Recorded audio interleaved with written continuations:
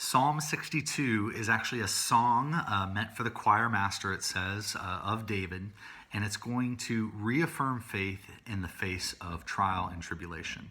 There's actually a chorus to this psalm. It happens twice in verses 1 and 2 and 5 and 6. Let's read the first one. It says this: "For God alone my soul waits in silence. From him comes my salvation.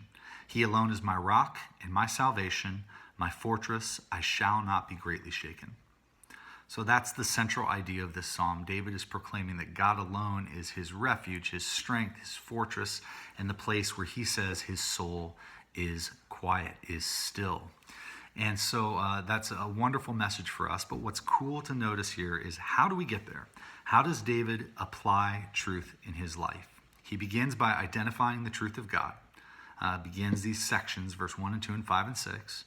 And then following that, he begins to be honest about what he's going through and what he's seeing in the world.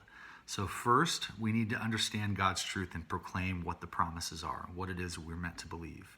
Second, we need to be honest about what it is we're actually feeling and the other things that we're seeing that seem to conflict with that. And then third, we apply it. David begins to speak these things to himself and then to others. So we begin with truth, we're honest about what our struggles are, and then we apply that truth. This is really important to understand because I think there's a temptation to sort of plug our ears to both what's going on in our hearts at times and also what we see going on in the world.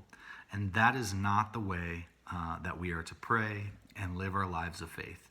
It's all about honesty. It's starting with truth, God's truth, and then the truth of what's actually going on in our hearts and in the world. So do not plug your ears to everything going on right now, for example. Be honest in your prayer life. And in doing so, what you're going to do is identify some of the false claims and narratives and things that your soul is bowing to. And you need to return to the truth that David gives us, that it's in God alone that our souls are still, are quiet, and find their rest.